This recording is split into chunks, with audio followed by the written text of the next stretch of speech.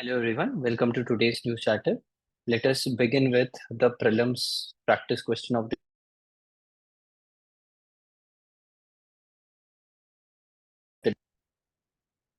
hypothetical type of planet that orbits a black hole. Planets, as we know, generally orbit the stars, but there is a hypothesis that around supermassive black holes, several planets are revolving. So there is a term to mention about this planets. The term is planet. It is given here as option C. The first, second, and last options are incorrect. It's not an exoplanet. It is not a protoplanet. It is not a halonet. It is called as planet. Planet means black hole plus the planet that is revolving around it. It is together called as planet. So try to remember this for prelims. These kind of questions become very important. Let's move with the question of the day.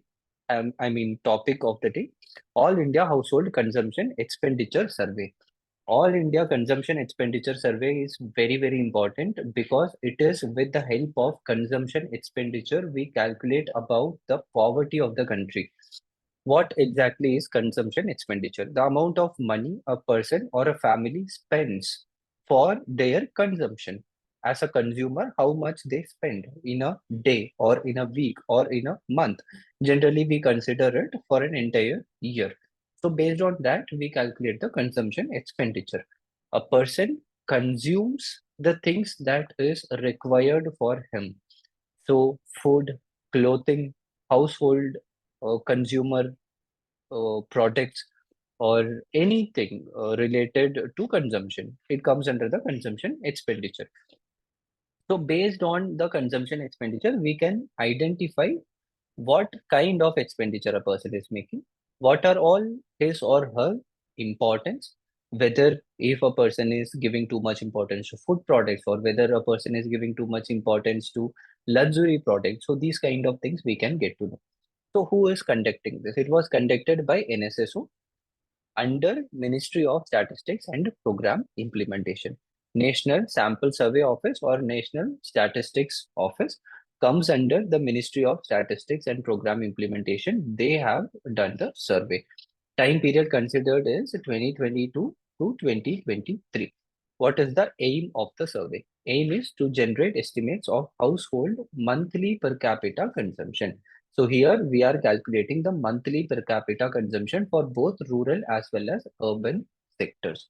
What was the finding? The average monthly per capita consumption expenditure in households increased by 33.5 percentage since 2011 to 12 level. So the average household expenditure has increased. Is this a good thing or a bad thing? Obviously, it is good because people get more money and that is the reason they are able to spend more. So it has increased to 33 percentage in urban households. In rural households, it has increased to 40.42 percentage.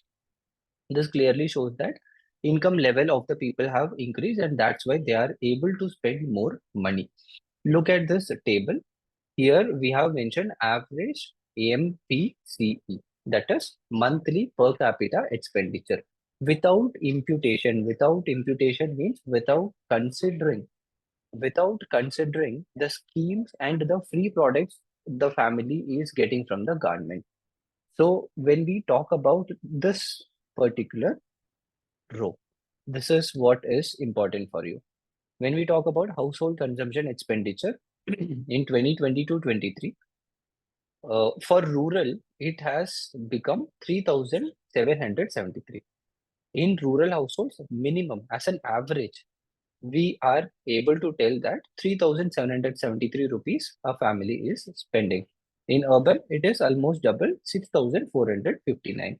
Compare it with 2011-12, it is 1,430 and 2,630.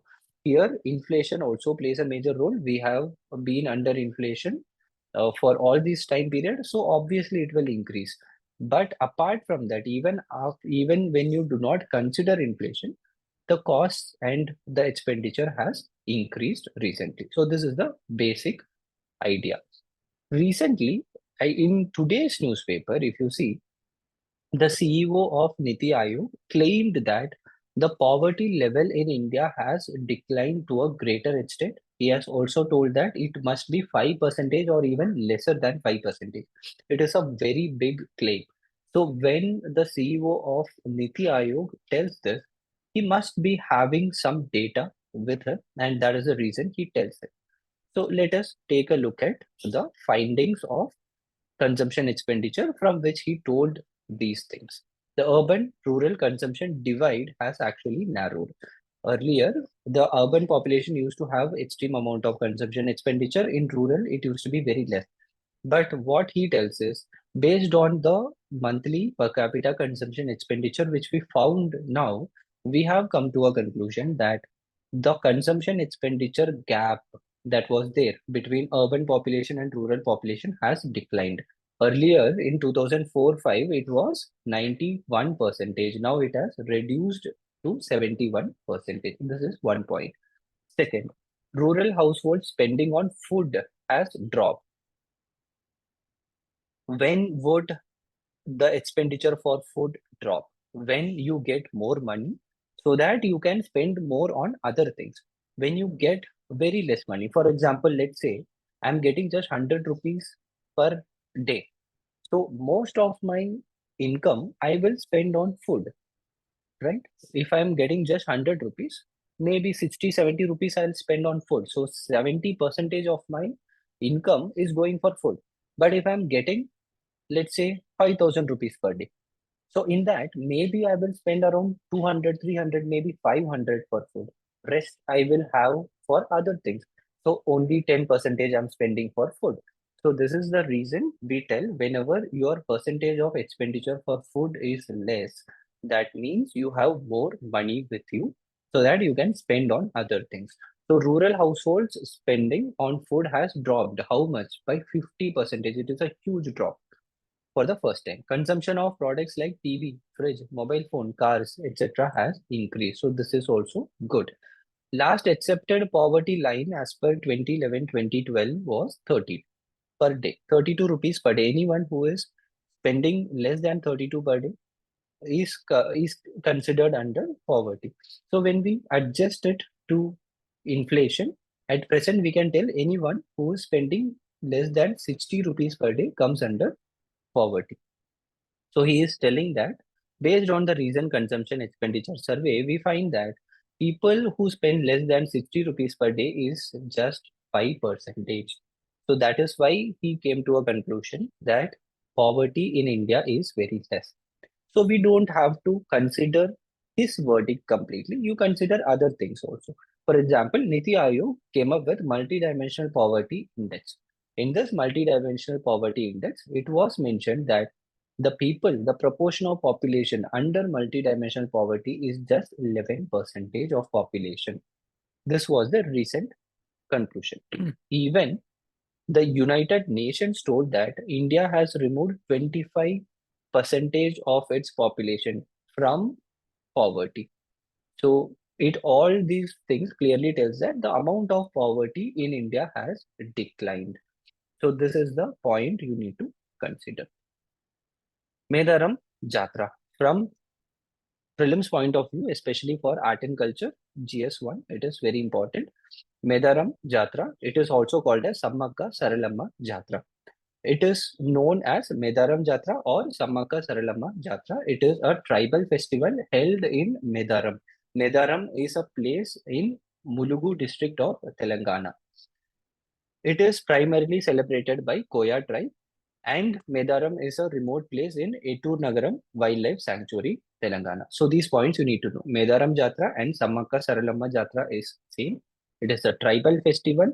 It is primarily celebrated by Koya tribes. It is a place which is located in Etur Nagaram Wildlife Sanctuary in Telangana. These are the major points. It is a tribal festival due to which there is no Vedic or Brahmanic influence here. And it is one of the biggest tribal festival all over the world. It is one of the biggest human gathering also. It is a very famous festival in Telangana, so you should be knowing about it. What is the basic? What is the reason for this celebration of this festival? So it is for the commemoration of two important tribal goddesses. One is Sammaka and then Saralamma. So it is a festival to honor the Hindu tribal goddesses and is celebrated once in every 2 years. So these points are very important. It is not celebrated every year, once in 2 years. So the story is in 13th century, there was a battle between the Koya tribes and the Kakatiyas. Kakatiyas were the kings who were ruling in that region. So at that time, Saralamma was the daughter of Sammaka. These two were the head of the tribes. So they fought against the Kakatiyas by telling that we won't be paying taxes. The taxes are very high. So we won't be paying the tax. And in this, the daughter, that is Saralamma, died, and Sammaka is told to have disappeared from the battle. And it is a belief among the tribes that she became a goddess. She disappeared and she became a goddess. So this is a tribal belief, and they have been practicing it for a very long time. They have been celebrating the festival. So the story is not much important. The most important point is it is a tribal festival. It is one of the biggest tribal festival in the entire world. It is celebrated in a place called Medaram. Medaram is located in Ettur Nagara Wildlife Sanctuary. I am telling it multiple times because it is these kind of questions that appear from art and culture. Linguistic survey by IGNCA. Indira Gandhi National Center for Arts, which is a autonomous body functioning under the Union Ministry of Culture. So they are going to come up with a linguistic survey, and the aim of the survey is to enumerate how many languages are spoken in different parts of the country in different states. So the problem in India is, as per the Indian Constitution, it recognizes 22 languages as official languages of the country. But India has extremely high amount of languages. More than 1,500 languages are there officially. 22 is considered to be under the schedules of the constitution. Why do we consider only 22? Because 97% of the total population of the country talks in these languages only. The problem is when you consider only 22 languages, you don't give importance to other languages, due to which those languages will disappear. For example, in the recent times, if you consider, it is recorded in several surveys that the number of people who speak Hindi or other major languages has increased, and those people who talk the lesser known languages, their proportion has decreased. This clearly shows that the diversity of languages has declined. Language is culture, and that is the reason we need to protect these languages. We need to promote these languages also. So, major problem faced by tribal languages. Languages with less than 10,000 speakers are not considered as per 1971 survey. 1971 census told clearly that those languages which has less than 10,000 people will not be considered. But by telling this, the census has excluded around 1.2 million people, because there are around 1.2 million people who talk in those languages where population is not more than 10,000. So there is a requirement for linguistic diversity in the country, and Indira Gandhi National Center for Arts has started this. Mains question of the day: discuss the linguistic diversity of India and steps taken by the government to promote the diversity. You can start from constitution itself, and from constitution you can go with several other things. National education policy has told that we will have to provide education in mother tongue at least in the elementary level. So these kind of things you can mention. You must have studied about languages also, so you can mention those things in your answer. From mains point of view, these kind of questions become important. Anything that goes against your fundamental rights or anything that goes against your constitutional right, that becomes important. So internet shutdown, a very important case you need to remember whenever we talk about internet shutdown is Anuradha Bhasin versus Union of India 2020. The government has been using internet shutdown as a practice to prevent communication whenever there is a prospect of mob violence or a prospect of huge amount of law and order violation. To some extent, it will prevent such law and order problems. But the problem here is whenever you shut down the internet, you shut down the internet for the entire region. So this will affect the economy, this will affect the education, this will affect the information and communication technology. So it is a huge loss for the government, huge loss for the people also.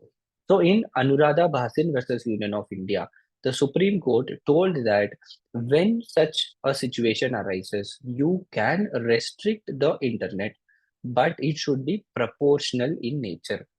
So it should not be improportional, and it should be based on a temporary time limit. You cannot do it for a longer time.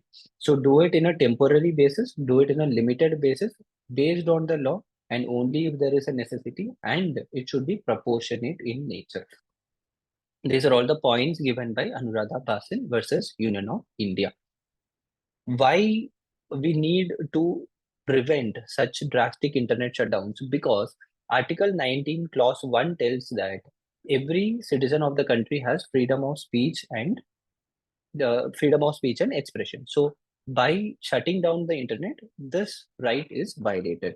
Article 19 clause 1 G, subclause G, tells that every person has the right to profess any practice any kind of economic activity.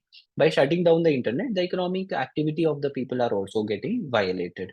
So these things should be prevented. We cannot use this as an instrument just like that. We have to use it only when there is a serious necessity. So an order suspending internet services indefinitely cannot be permissible. We can never shut down the internet completely, because we can do it from a temporary basis only. Temporary suspension of telecom services rules 2017 tells that whenever there is a requirement, the chief secretary of the country can come up with an order and tell that we have to shut down the internet, but it should be based on temporary basis only. So these are all the points you need to know. From prelims point of view, you need to know this particular point. 8 countries of the northern part of the globe come up together and have formed NB8. So what exactly is NB8? 8 important countries of Europe which are considered to be well developed in socio-economic conditions have formed a group. It is called as Nordic Baltic 8. NB means Nordic and Baltic, 8 countries. So take a look at this map and try to remember all the countries. Very important for prelims examination. Iceland, Norway, Sweden, Finland, and Denmark. These 4 countries, Norway, Sweden, Finland, and Denmark, are called as Nordic countries. Apart from this, 4 other countries, Iceland, Estonia, Latvia, and Lithuania. So these countries are called as NB8 countries. Why it is very important? Because these countries need to develop good relationship with India. They have told that we have the wish to develop good relationship with India. We need to develop our economic relationship. They are ready to come and invest in India. They are ready to import their technologies and products to India. So this is why we need to know about NB8 countries. The Nordic countries, Norway, Sweden, Denmark, and Finland. Apart from that, we have Iceland, Estonia, Latvia, and Lithuania. So these points should be remembered for your examination. So that will be all for today. All the best. Study well. Let's meet tomorrow.